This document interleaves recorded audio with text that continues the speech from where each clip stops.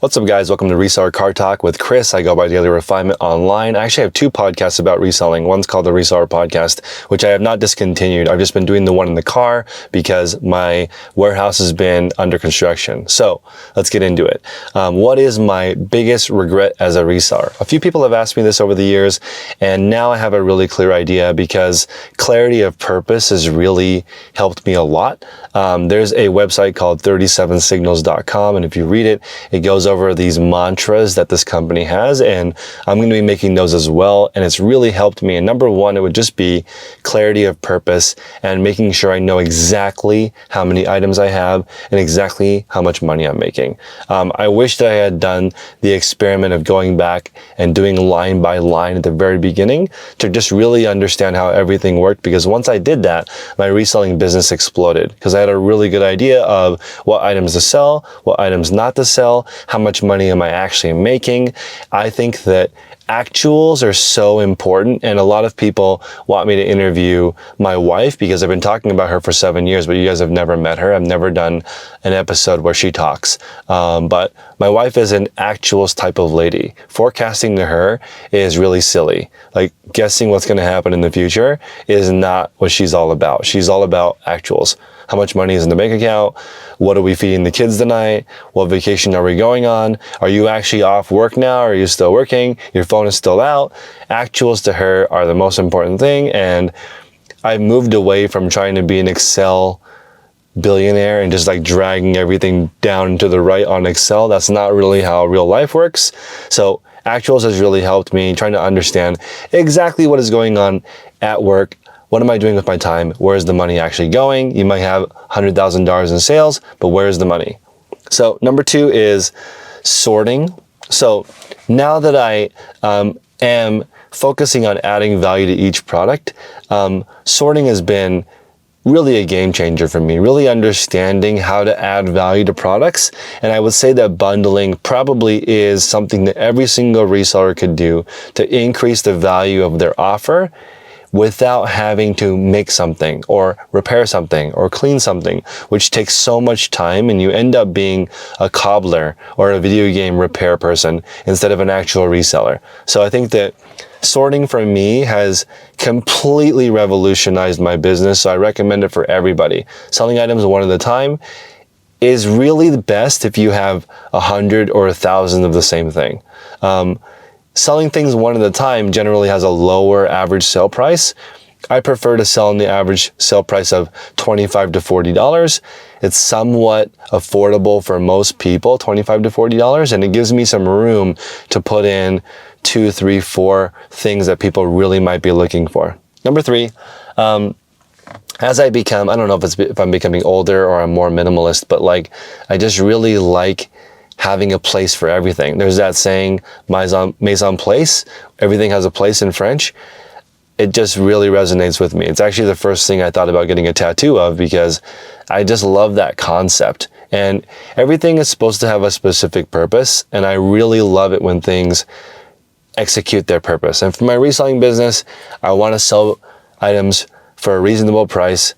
Customer is happy, customer leaves me good feedback, and the customer is willing to come back again. I think at this point, I literally have tens of thousands of repeat customers, right? And that is something that I'm most proud of. And it's also something that I need to work on because I like to have every single one of my customers repeat customers, and that's not always the case. Especially if you look at larger companies or as people grow, it's harder to maintain perfect feedback. I've been watching so many different streamers and so many different resources as they grow. It's just kind of the reality of reselling that the personalized touch starts to slow down. The handwritten letter, the you taking it to the post office and having it scanned manually takes a long time. Once you're doing 200, 400, 500 orders a day, the person, like, there's no more personalized touch. It's different. It's like a company versus a person. And that is a bit of a disconnect. But I think that you just do the best you can with what you have. That's one of my sayings. That's one of my mantras. I hate to repeat it every single podcast, but for me, to become the person that I need to be is more important than the money goal, because I am not the person I need to be to earn the money that I need to. I'm not the leader that I need to be. It's very difficult to get to that level. Okay. Next is making sure that scheduling is clear. So for me, I think nothing is more irritating to my family than not being done with work. So, it's just really difficult growing a business and also having a family. Back in the day when people had divided responsibilities, I think really you could spend the whole day working and your partner could spend the whole day at home. But I think that in our society, it has changed. Like, spouses want to work. I think in the Bay Area where I live, more than half of the households, the woman earns more than the man. And the roles are very different. I understand California is different. It's a different place, maybe a different country to some people. But here, it's like the roles are like mixed together. My wife wants to work a lot, right? I want to work a lot. And we want to work only as long as it takes. And becoming good at your profession does take a good amount of time. So there are days when my wife will say, Chris, it's all you at home. I'm at 2% of home life. Today I'm 98% work. You've got to do 98% home life. Other days it's the opposite. Other days it's 50-50. Other days there's no work and all play. Other days there's all play, no work. So just like it comes in and out. Number 5 is the tasks are really clear. Now, this is just one of my favorite things ever, and it's my regret.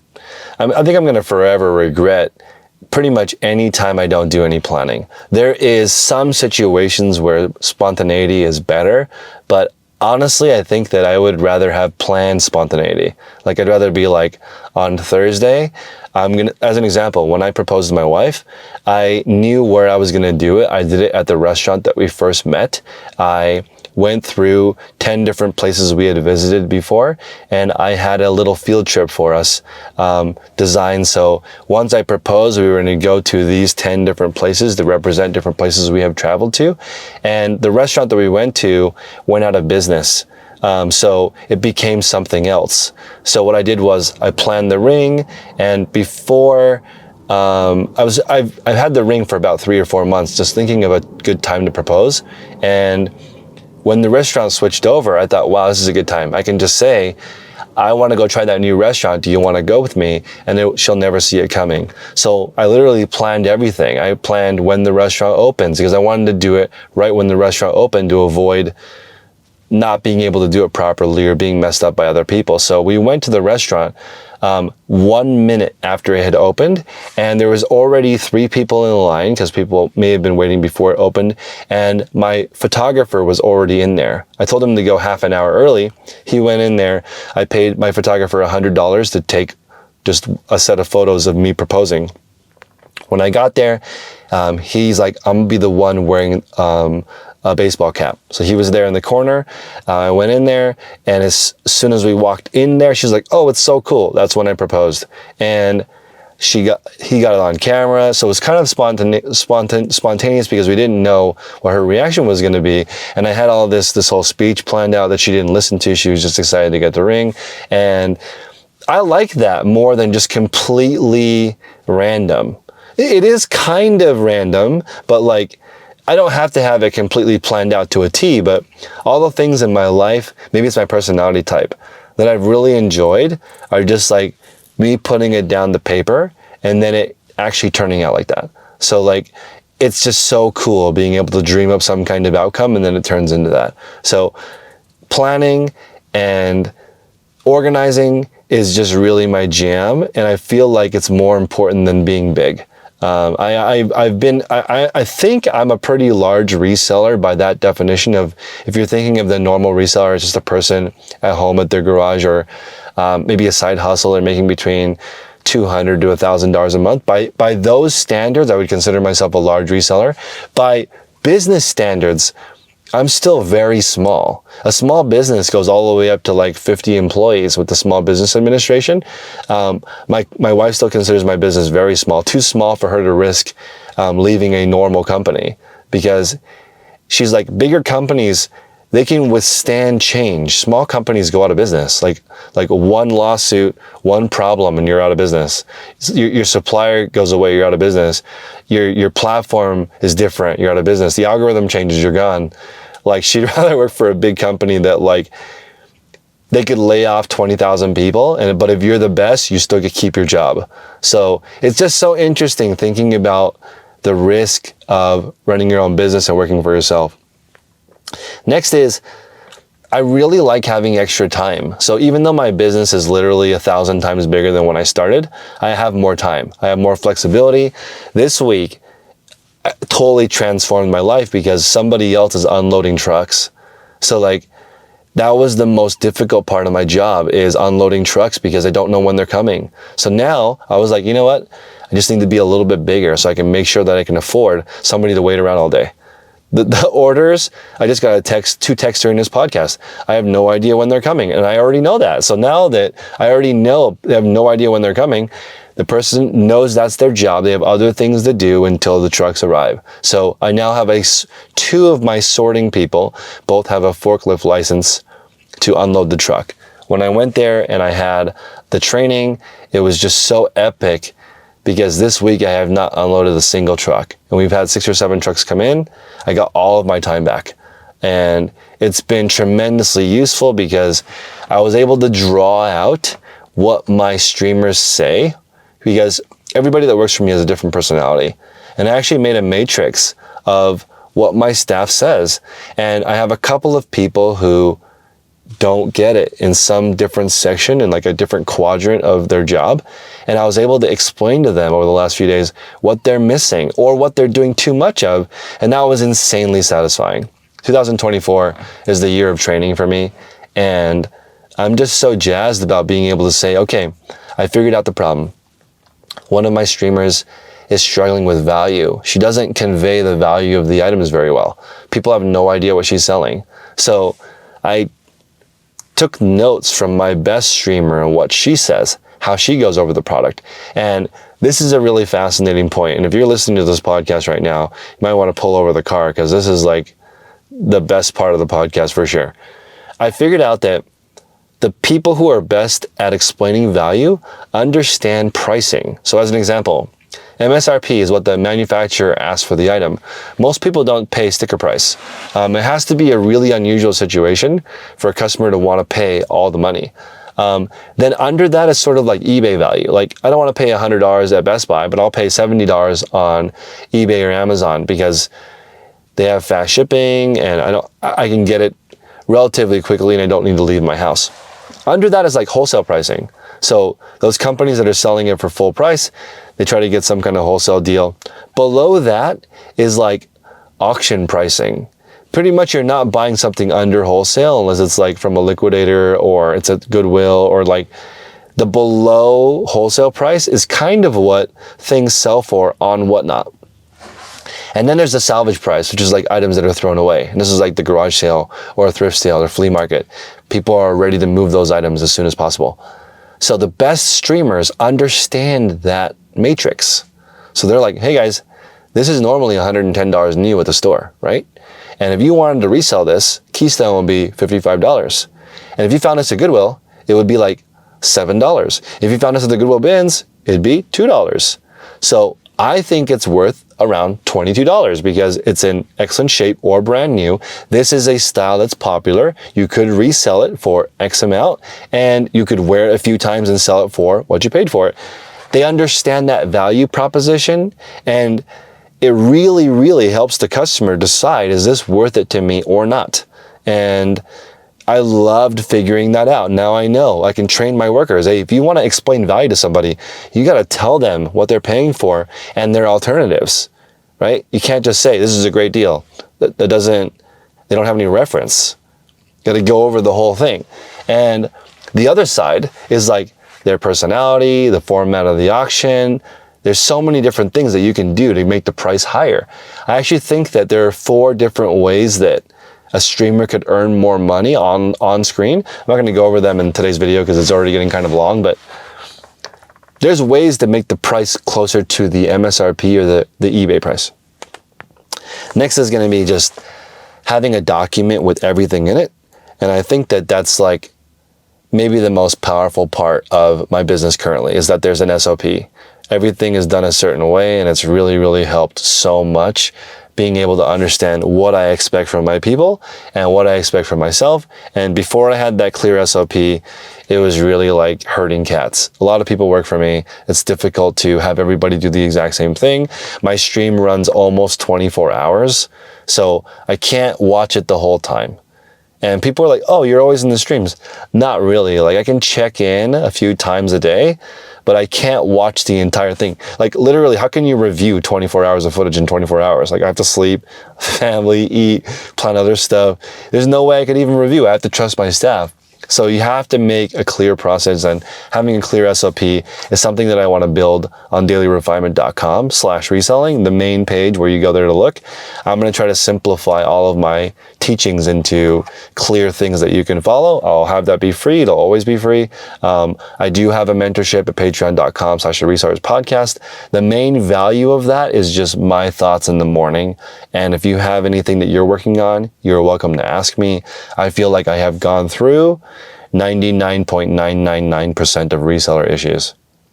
So I feel like I know what most things can happen, and I can give you some advice on what I think will happen. So the best way to utilize the group would be to prepare a question, show up to the call, tell me 3 different things you have tried to fix that problem, and then I will give you a recommendation. That is the most powerful way, in my opinion, to show somebody how to fish. What is the problem? What have you done to fix the problem? Have somebody who knows more than you give you the answer. I have been doing that over and over again recently with different problems, trying to figure out what warehouse to move into. I don't know. So I talk to somebody and say, hey, I need a new warehouse. I would love a loading dock. I would love security. I would love 10,000 square feet or more. And they can make some recommendations after they ask me a few questions. So very, very important to think about the solution, because how much space do I need depends on what your business is like. Do you need a loading dock? How often do you use it? Security. Like, how secure is secure in California? What are you paying for? I just went to a warehouse that was a former grow house. Freaking like Fort Knox. It's like they had 3 gates to get to the roll-up door. I've never seen security like that. Like, usually where I live, and when they rob a dispensary or something, they drive a truck, a stolen car into it, and then they run in through the hole. But this thing, like, you would need 5 Super Duty Ford trucks to get into it. You'd have to crash 5 different cars into the different gates to get into it. You would need a bazooka to get into this place. And it was like, wow, they really do need security. And like, the heists for weed shops are like, you can make 500,000 in one hit, right? But like my shop, I'm hoping that when they break in, they'll be like, oh man, this is used overstock clothes. Man, we'll just save our time. Sorry guys. And they'll just leave. That's what I'm hoping for. Maybe they come in and steal a couple iPads. But like, it's just so interesting thinking about what is needed for what kind of business. Next is nothing on the floor. So we're in my minivan right now. I'm trying to keep it as clean as possible. It still smells like a new car, even though I've had it for a year and a half. I am so jazzed about having nothing on the floor. It's like such a powerful thing for me, because it just brought me a great sense of clarity in my mind. My mental real estate is back. Having clutter, I think, just destroys so many people's happiness. Less stuff is better. Less but more.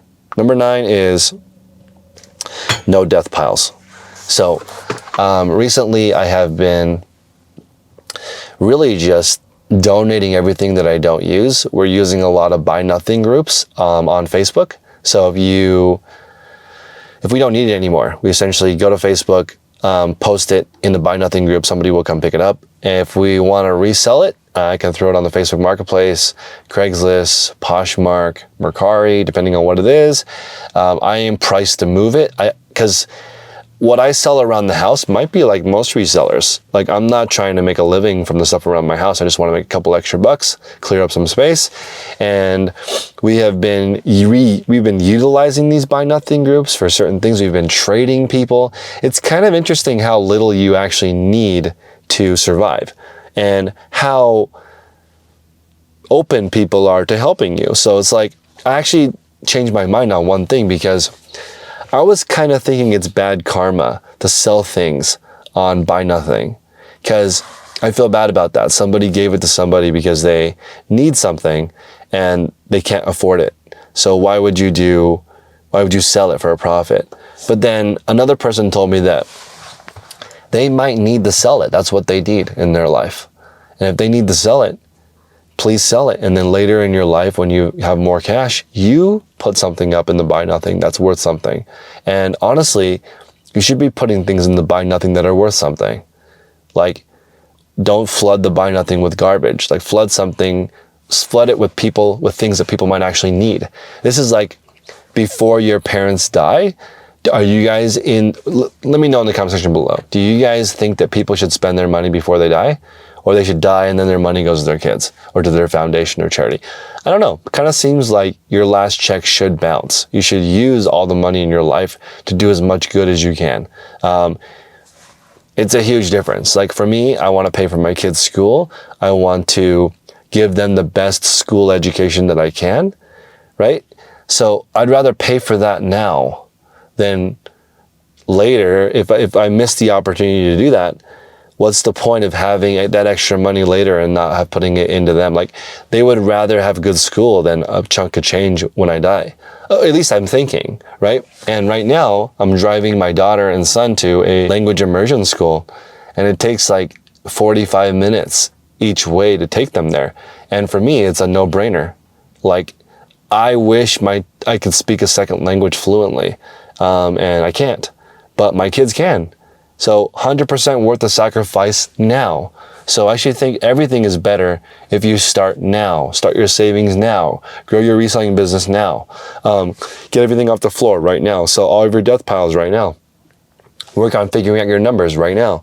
That way you have more time later. I think it would be very silly to work into the very last day of your life, die.